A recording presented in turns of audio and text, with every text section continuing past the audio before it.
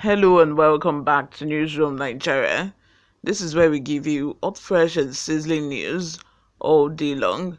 If this is your first time here or you haven't subscribed to this channel, please do well to subscribe, like this video and leave your opinions in the comment section below.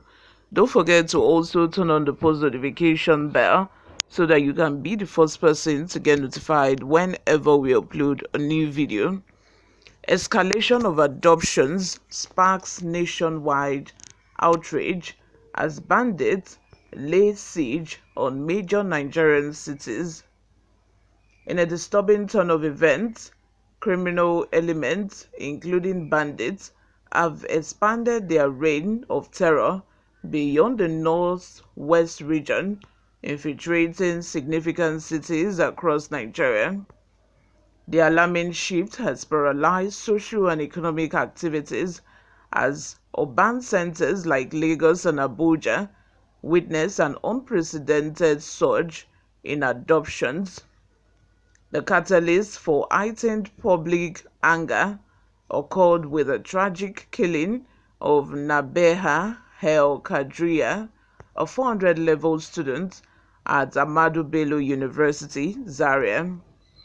The perpetrators, who adopted 7 family members from Shagwari Estate layout in Dusin Alhaji, demanded a staggering 700 million naira for their release.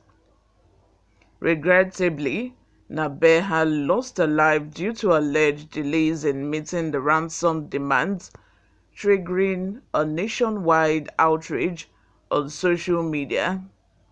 The El Kadria family, already grappling with the loss of one member, now faces the dire situation of 5 sisters still in captivity.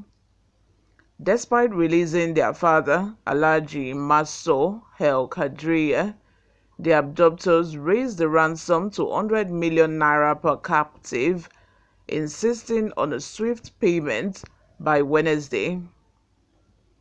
In a desperate bid to secure their release, the El Kadria family has sought financial support from well-meaning Nigerians.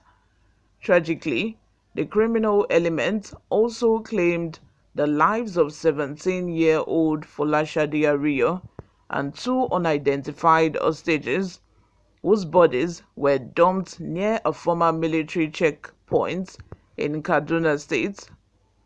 The devastating plea for help extends beyond individual families.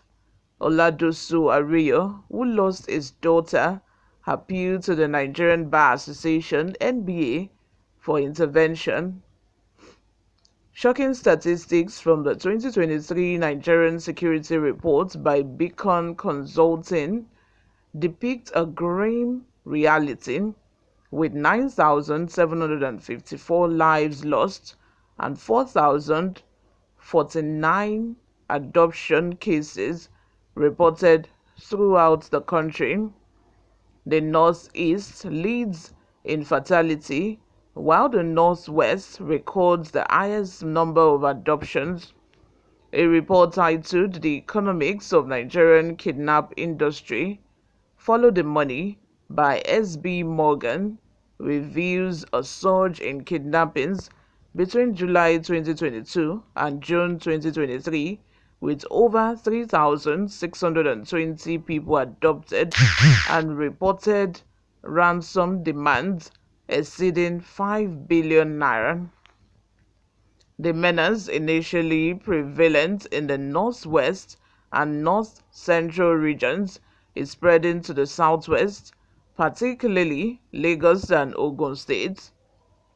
Recent incidents in Lagos, including the adoption of a 13-year-old schoolgirl, Miracle Aderiti, underscores the unsettling expansion of this criminal enterprise. As the nation grapples with these escalating crises, citizens and experts are calling for urgent decision measures to curb the rising tide of adoptions and ensure the safety of lives and property. The Chief Executive Officer of Youth Hub, Rotimi Olawale, told Newsroom, the FCT is not only affected by the kidnapping incident, it has spread to neighboring states such as Niger, Kaduna, Benue, among others. If not properly handled, the ugly incident will spread to more states. The security agencies need to deploy intelligence to deal with these issues. If the kidnappers know that they will not go scot-free once apprehended, the criminal act will reduce. They need to always act swiftly whenever the need arises.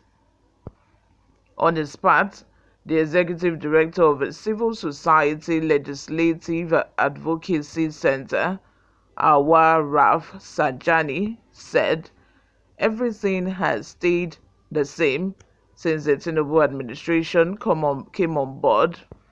He said, comparing between the Buhari and administration and this, what has changed? Nothing. Bandits and terrorists are still very active. Abuja is becoming unsafe.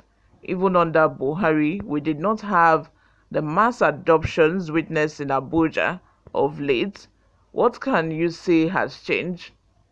Let nobody deceive himself that there has been progress made so far. The government has to redouble its efforts. Speaking on the security crisis, the Chief Executive Officer of Beacon Intel and Security Expert, Dr. Kabil Adamo, advised the federal and state government to collaborate in dominating the forested and other ungoverned spaces which the gunmen use as safe havens and to keep their victims. He added, individuals and corporate organizations must understand threats and the inherent risks, a necessary prerequisite for adopting the appropriate risk treatment. As security threats are transient, the approach should be dynamic and forward-thinking. You all, what are your thoughts? Let's have them in the comment section below. What do you all think? It's quite, it's frightening because the strategy that these kidnappers are now using is something else. How do you kill innocent children all because you think that the ransom is not forthcoming enough, and now it's been increased to 100 million on one person?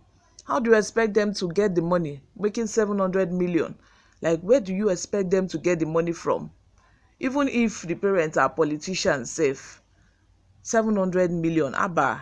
And I feel that the culture of not even being able to apprehend these people is now making them, bold to go on, more expeditions of kidnappings.